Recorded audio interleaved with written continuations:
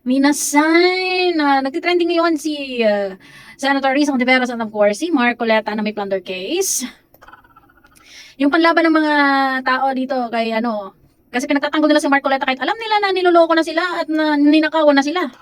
May plunder case po yan. Research po tayo pag may time. Hindi kukumpara nyo si Senator Risa Hontiveros kay Mark Coleta.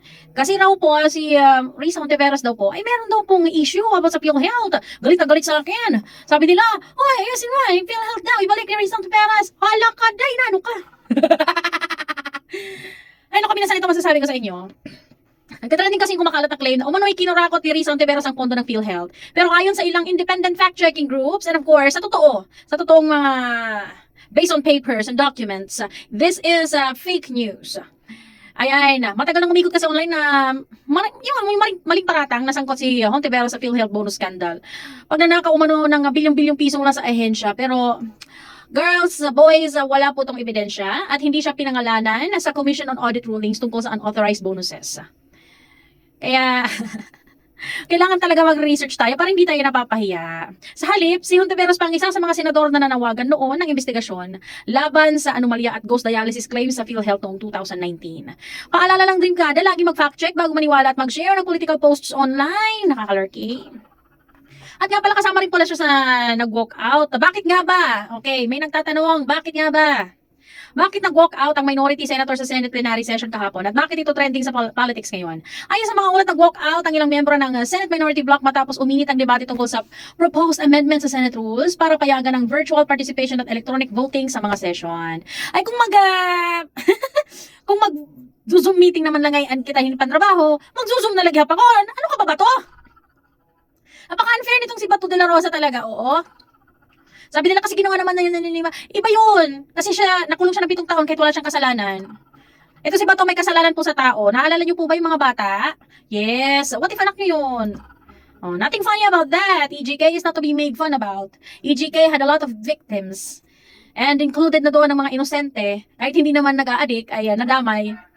Oh, sana all may cake at happy birthday. Yung iba, wala man lang, hindi na nila celebrate ang birthday nila. Hindi man lang umabot ng 8. Hindi man lang umabot ng 8 years old. Di ba? Tapos, pinagtatanggol pa rin nyo. Ano ba ang point nyo? Tayo pinaglalaban dito. Dapat, tayo ang nagakampihan dito. Laban sa mga, sa sistema, sa gobyerno. Di ba? Naku, minasan talaga. Mali po kasi yung rules at proseso, kaya po nangyari yun, kaya sila nag-walk out. Sabi ni Risa Hontiveros na mali ang proseso dahil wala pa raw sapat na debate tungkol sa substance at proposed rule changes. Pero gusto na agad itong pagbotohan ng majority bloc. Nagprotesta ang minority dahil pakiramdam nila ay minamadali o pinipilit ang approval ng bagong rules nang hindi dumadaan sa tamang parliamentary procedures. May mga proseso po yan. Hindi po tayo nasa pandemic na kailangan mag-zoom. Hindi po tayo nasa school, bukol para mag-zoom. Hindi po tayo work from home para mag-zoom. Trabaho ba to? Pagpakita ikaw sa Senado. Kung may sala ka, iyakan, itimusay, diri kasi itim tago. Nakakaloka. Ako, mo, be responsible. Ba, Manila Ila Dilima? Babayi pa ito, ha? Pero di ka ngayon babayi. Ba, Manila Ila Dilima? Ngaran warin niya sala. Ano man? Pinaglaban man niya sarili, nagpakita man niya. Tralyanis nga ni, ging kuwaya Senado, kasamtang may session. Iyo pagin kinuan, ininaway, na nagpakaya at least, mas lalaki pa kaysa kay Bato de la Rosa, di ba? Kasama rin sa issue ang concerns na maaaring maapekto ang electronic at virtual voting rules sa future Senate proceedings. Lalo na sa mga highly sensitive political matters gaya ng impeachment discussions at major legislative votes. Pagkatapos ng walkout, nagkaroon ng quorum concerns dahil kinakailangan pa ng majority block ang attendance ng minority senators para may tuloy at maayos ang session. Na sinolusyonan naman ni Tito Sen. Mainit ngayon ito sa social media at political circles dahil marami ang nagsasabing senyalis ito ng tumitinding tensyon sa Senado matapos ang mga nakaraang leadership changes. Bigla ang leadership changes! Siyempre, at impeachment-related controversies itong mga nakaraang linggo. Pipinaihala niyo at mga nahinanabo. Pinilinibang lang kami niyo at mga puno dito yung nakakirino ng Rojas Boulevard, pinangungutob na. Nakakaloka kayo, ha? Yung may minasenso yun ang pinag-uusapan natin ngayon.